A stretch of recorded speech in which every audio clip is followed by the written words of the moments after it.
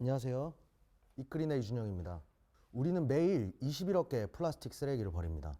많은 사람들은 어떻게든 환경 오염을 줄여보려고 일회용품을 잘 씻고 잘 분리 배출하고 친환경 플라스틱, 바이오 플라스틱, 리유저블 컵 같은 대안을 사용해 보지만 정말 안타깝게도 이 모든 제품들은 90% 이상이 소각되어 더 큰 환경 오염을 유발시키고 있습니다. 결국 이런 일회용품에 대한 답은 다회용기입니다. 하지만 이런 다회용기는 용기 제작, 세척, 위생관리, 플랫폼과의 협의, 음식점과의 협의 등 여러 분야를 거쳐야 하기 때문에 이런 분야를 한 회사에서 관리하는 것은 너무나도 벅찬 일입니다.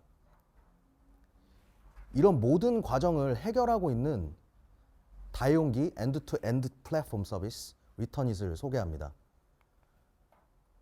리터닛은 2천여 종에 달하는 일회용기를 17종으로 표준화하였습니다. 떡볶이부터 마라탕, 파스타까지 모든 메뉴를 다회용기로 먹을 수 있습니다. 작년 10월부터 요교에서 누구나 쉽고 아주 간편하게 다회용기로 음식을 주문할 수 있습니다. 식사 후 귀찮은 설거지나 별도의 분리수거할 필요 없이 뚜껑을 닫고 가방에 넣어서 QR 스캔하고 집 앞에 내놓으면 끝이 납니다. 정말 간단합니다. 회수 요청된 용기는 스마트 수거 네트워크에 전송이 되어 회수되고 하루 10만 건까지 처리할 수 있는 세척 커브에서 7단계에 걸쳐 아주 위생적으로 세척 및 관리되고 있습니다.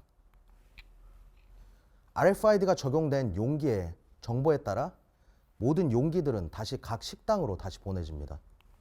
이 모든 서비스를 식당은 다용기 한 개당 평균 340원으로 소비자는 배달 한 건당 1,000원의 비용으로 이용할 수 있습니다. 윤리적 소비를 추구하고 편안함을 추구하는 MZ세대 고객들은 리터닛 서비스에 열광하고 있습니다. 리터닛 서비스를 이용하는 것만으로도 소비자는 연간 약 31kg의 온실가스를 줄일 수 있으며 여러 환경 지표들을 관리할 수 있습니다. 뿐만 아니라 리터닛 서비스를 이용하는 기업들은 탄소 지표를 관리하여 환경 지표 또한 관리할 수 있습니다. 나아가 UNFCCC로부터 인증된 배출권까지 확보할 수 있습니다. 저희는 작년 10월부터 환경부, 서울시 요기요와 함께 강남 서초 지역을 중심으로 서비스를 런칭하였습니다. 올해는 배달 3사로에 확장을 할 것이며 지역 또한 여러 곳으로 확장할 예정입니다. 또한 퀴즈노스, 스쿨푸드와 같은 유명 프랜차이즈들과 함께 다회용기로만 배달되는, 다회용기로만 포장되는 다회용기 전용 매장을 준비하고 있습니다. 현재 해외에서는 많은 일회용품들이 다회용품으로 전환이 되고 있습니다. 다회용기는 단순히 신기한 것이 아니라 단순히 일회성에 끝나는 것이 아니라 이미 글로벌한 트렌드가 되어가고 있습니다. 20명의 고객으로 시작했던 리터닛 서비스는 단 1년 만에 하루 5,000명이 넘는 소비자가 이용하는 서비스로 성장하였습니다. 총 누적 사용 건수 23만 회. 이는 약 87,000kg의 온실가스를 저감한 것과 같으며 약 529그루의 나무를 심은 것과 같은 효과입니다. 저희 비즈니스 모델은 소비자들에게 제공되는 다회용기 배달 서비스를 통한 B2C 매출, 여러 기업들에게 다양한 형태로 제공되는 다회용기 서비스인 B2B 매출, 그리고 이를 통한 환경 사스 및 탄소 배출권 거래 중개입니다.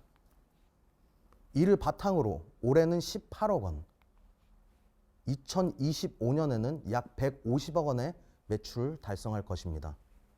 저희는 현재 프리-A 라운드 투자 유치를 준비를 하고 있으며 약 40억 원의 투자를 예상하고 있습니다. 이를 통해 시스템의 고도화, 인재 영입 등을 통해 전국적으로 확장을 준비해 나갈 것입니다. 팀 잇그린은 지난 13년간 환경, 에너지, 사업개발 분야에 몸담아온 저를 비롯하여 GCF, UNDP 등 여러 국제기구에서 기후변화 프로젝트를 담당해온 기후변화 전문가, IT 전문가, 그리고 F&B 전문가들이 함께하고 있습니다. 이그린의 이름처럼 IT 기술을 통해 세상을 그린하게 바꾸겠습니다. 감사합니다.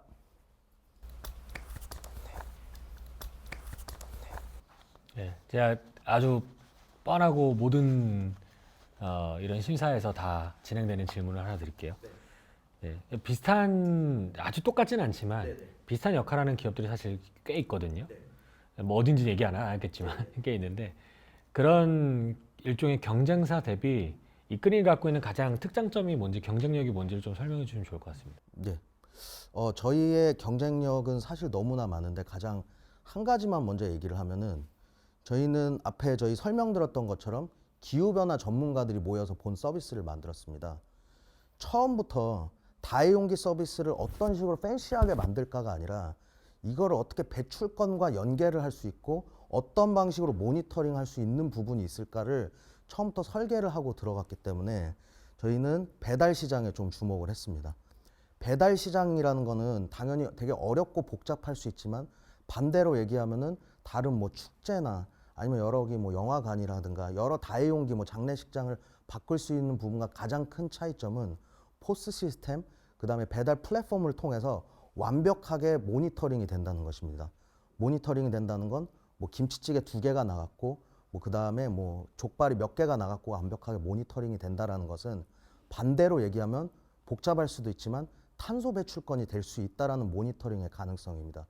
제가 이걸 길게 설명을 드리는 거는 저희는 복잡하고 어려운 배달 시장이었지만 여기 다용기를 먼저 시작한 이유는 탄소 배출권을 갖고 올 수 있다라는 장점이 있고 그런 부분만 보고 시작했다라는 점에서 여타의 다용기 서비스와 가장 큰 차이점이 있다라고 좀 얘기 드리고 싶습니다. 네. 그 연결을 해서 사실 말씀을 좀 드리면 지금 우리 회사가 그 탄소 쪽은 전 되게 좀 의미 있다. 그리고 실제로 시장이 이렇게 바뀌어 나가는 당위적 관점에서는 이해가 돼요. 근데 방금 말씀하신 것처럼 미끄린이 이걸로 탄소 배출권 거래도 되고 이러면 경쟁 업체들이 바로 따라올 것 같거든요. 그러니까 그런 관점에서 우리가 그냥 기업적으로 바라봤을 때에 우리는 진입 장벽을 어떻게 만들 것인가 이런 측면에서 혹시 대표님의 좀 뭐 전략이나 혹은 계획이 있다면 조금 덧붙여 주시면 좀 좋을 것 같고요. 두 번째로 환경 관련해서 좀 연결해서 여쭤보자면 그 실제로 그럼 이제 이게 우리가 지금 스테인레스를 사용을 하는 거잖아요. 그러면 우리가 가지고 있는 데이터상으로는 몇 번 이상 사용이 되어야 실제 일회용품을 우리가 쓰는 거 대비해서 환경적 영향이 뭐 감소된다 이렇게 보세요. 일단은 그 두 번째 질문에 대해서 조금 먼저 답변을 드리도록 하겠습니다. 정확히 얘기하면은 일회용품과 스테인레스를 대비를 했을 때 36회 이상 사용해야지만이 저희가 일회용품보다 탄소적인 관점에서 온실가스적인 관점에서 이제 좀 더 이런 활동이 이제 마이너스가 나기 시작을 하는 거고요. 저희는 딱 300회로 잡아놓고 있습니다. 현재 기준을. 물론 일부 저희 모든 스테인레스 용기 같은 경우는 뭐 370회 이상 사용하고 있는 것들도 있지만 일단 300회 정도로 기준을 잡고 모든 이런 배출권 같은 경우는 300회 기준으로 잡아가고 있습니다. 그리고 진입장벽 같은 거를 얘기를 해주셨습니다. 진입장벽 같은 경우는 앞서도 얘기 드렸다시피 이런 다회용기 엔드-투-엔드 플랫폼이라고 저희가 소개를 하고 있는 거는 단순히 다회용기 서비스라는 게 용기만 있다고 해서 서비스를 할 수 있는 게 아니고 회수를 할 수 있다고 해서 서비스를 하고 할 수 있는 게 아니라 이런 물류의 네트워크와 용기의 다변화, 그 다음에 이런 걸 또 통합할 수 있는 이런 시스템, 그 다음에 최종적으로는 결국에는 지속 가능하게 이 서비스를 하기 위해서는 프로핏이 나야 되는데 배출권이 붙지 않고서는 프로핏이 나기가 어렵습니다. 저희 시스템 같은 경우는 이게 단순히 인벤토리 관리 시스템, 뭐 물류를 부르는 시스템이 아니라 이걸 통합적으로 모니터링을 해서 배출권을 발생을 시키는 서비스이기 때문에 이 모니터링을 구축을 하는 데는 분명히 나중에 따라올 수 있겠지만 상당 기간이 필요할 거라고 저희는 보고 있습니다. 저희는 그러면 그 기간 동안 계속해서 서비스 비용을 낮춰가고 물류 네트워크와 용기를 더 고급화해 나가면서 지속적으로 진입장벽을 만들어 나갈 예정입니다. 그 실제로 그 고객들이 용기를 이렇게 뭐 집 앞에 이렇게 내놨다 이러면 우리의 시스템상으로는 실제 얼마 만에 봐서 바로 회수가 되는 형태로 진행이 되나요? 저희가 여름과 겨울철을 조금 나눠서 조금 시간을 하고 있습니다. 이유는 빠르면 빠를수록 저희는 물류 비용이 회수 비용이 더 많이 들기 때문에 겨울철 같은 경우는 10시간 이내, 그 다음에 여름철 같은 경우는 6시간 이내로 저희가 타겟을 잡고 있고, 점심 때 나오는 회수와 저녁 때 나오는 회수가 좀 이 시간대가 조금 다르게 그 세팅이 되어 있습니다. 왜냐하면 점심 때 나온 거는 좀 최대한 빨리 회수를 해가야지 이제 소비자 경험이 좋아지고, 저녁 때 반납한 거는 그래도 저희가 새벽 시간 동안 회수할 수 있는 시간이 좀 남아 있기 때문에 그런 식으로 좀 따로 세팅을 해서 하고 있습니다. 그리고 저희가 모든 걸 자체 회수를 하는 것이 아니라 물류회사, 배달대행, 새벽 배송들과 연계가 돼 있어가지고 그 시간대에 맞춰서 저희가 그 물류 네트워크에 보내주는 이런 회수 정보들이 조금 다르게 세팅이 되어 있습니다. 대표님, 그 회사의 핵심 경쟁력이 결국은 이런 탄소 배출에 대한 것들을 트래킹할 수 있는 시스템을 구축해 놓은 게 경쟁력이라고 하셔서 이런 질문을 드리는 건데, 이게 실제로 저희가 탄소 배출을 얼마나 줄이는지는 어디 수준까지 고려가 돼야 되는 거예요? 그러니까 저희가 새로 세척할 때라든지 수거할 때 들어가는 탄소라든지 이런 것들까지 고려가 되어야만 이게 배출권에 가만히 되는 건가요? 아니면 어떤 기준으로 이것들이 진행돼야 되나요? 지금 얘기하신 건 저희가 고려된 사항 중에 아주 일부일 것 같고요. 네. 스테인레스의 생산 단계부터 들어가야 됩니다.